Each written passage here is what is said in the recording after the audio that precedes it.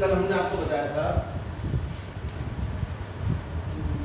संयोगी, और संयोगी हमने इस तरह से बताया था कि अगर कोई बिंदु x, y है, इसके सापेक्ष अगर हम इसका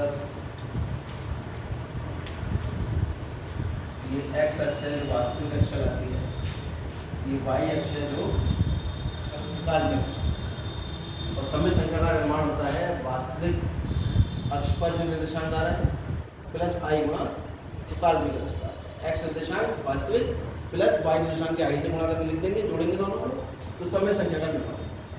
और z का संयोगी हमने आपको बताया था कि इसका x अक्ष में प्रतिबिंब y का x माइनस y, तो संयोगी को लिखते हैं हम z बार से किसी भी समय संख्या का, तो इसका संयोगी हो जाएगा x माइनस i, क्योंकि इसका इसके सदस्य अगर आप देखेंगे कि समय संख्या क्या आएगी x प्लस माइनस i है ना i। तो किसी भी कॉम्प्लेक्स नंबर या समय संख्या का संयोगी अगर निकालेंगे, ऊपर बार लगाना मतलब संयोगी, तो खाली i का निशान बदल देंगे आप, बाकी कुछ नहीं। i का कहना गलत होगा, y का निशान बदल देंगे, जो आभासी पार्ट होगा, काल्पनिक भाग होगा, उसका निशान को बदल देंगे। अब हम बात करते हैं आर्गन प्लेन।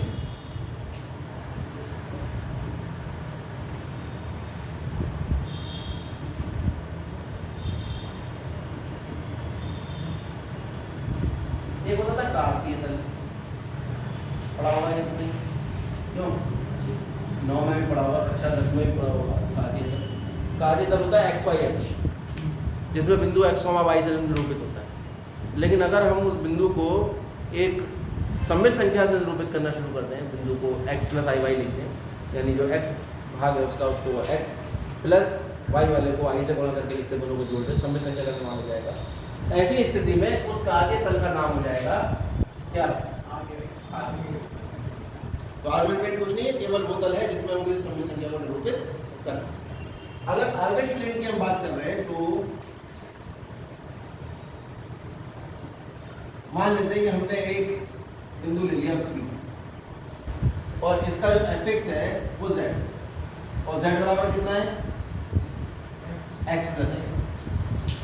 ये आर्गन प्लेन में हम निरूपित करते हैं समय संख्या, और इस बिंदु का निर्देशांक अगर निकालें तो कितना होगा? x होगा, पता होगा आपको, क्योंकि जब x प्लस i लिख रहे हैं तो पहले ये x कोऑर्डिनेट होगा और i का गुणा जो है वो y कोऑर्डिनेट होगा। ये बिंदु जो है इसका नाम हमने P रख दिया, तो आप कहेंगे बिंदु P का आर्गन प्लेन है, इसे fx कहते हैं, बताया था हमने कल। z है जहां z बराबर है x प्लस i, तो बिंदु P के निर्देशांक कितने हो जाएंगे?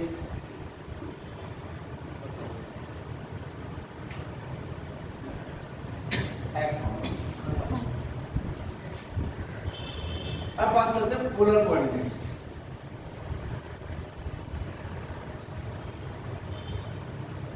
ध्रुवीय निर्देशांक,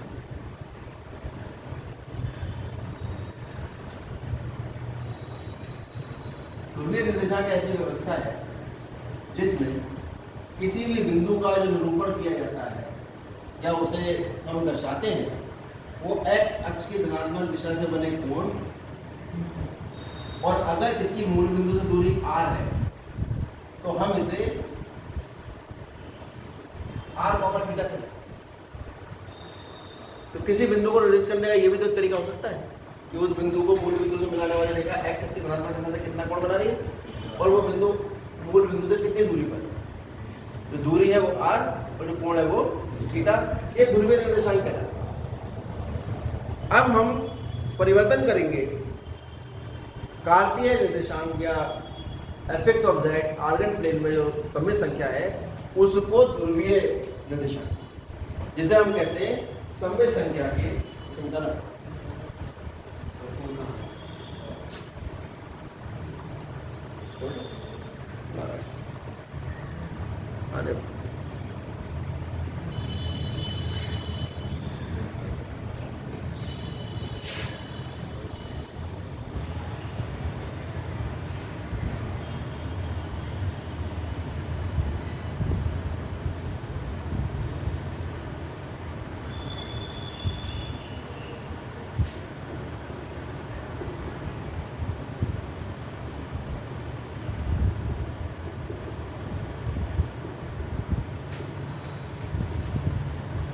या समय संख्या का ध्रुवीय रूप में परिवर्तन। ठीक है, कैसे होता है? आपके पास माना समय संख्या z बराबर है x प्लस आई। ठीक है, अब ध्रुवीय रूप में इंटरकनेक्शन शायद मैंने पिछले साल ही बताया था कैसे होता है। अगर मैं यहाँ पर एक लंब डाल देता हूँ तो ये x हो जाएगा और ये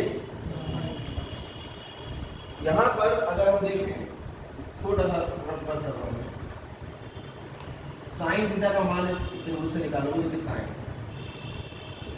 x बटे आर, सॉरी y बटे आर, साइन थीटा लंब बटे आधार, फॉर्मूला है cos थीटा बराबर आधार बटे।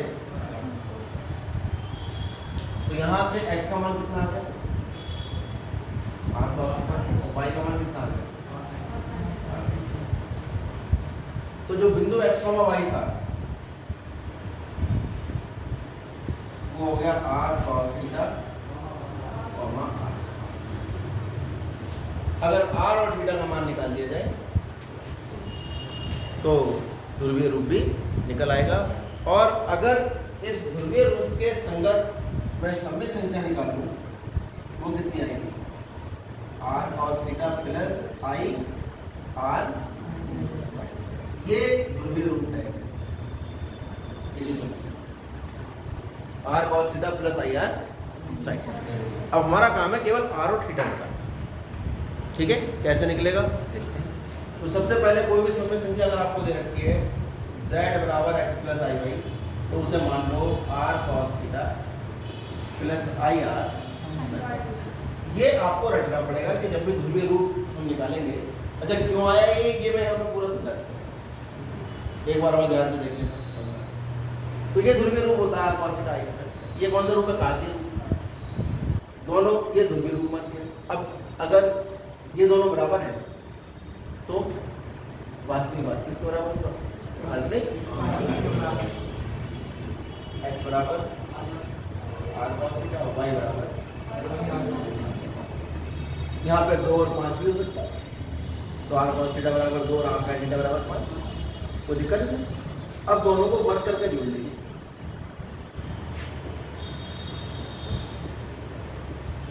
या छोड़ो, चलो वर्क करके जोड़ो।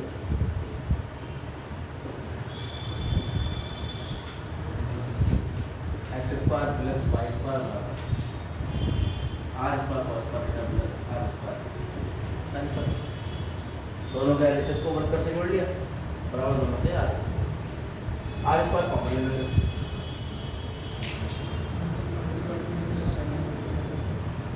बराबर r स्क्वायर गुणा 1, r का मान कितना आ गया?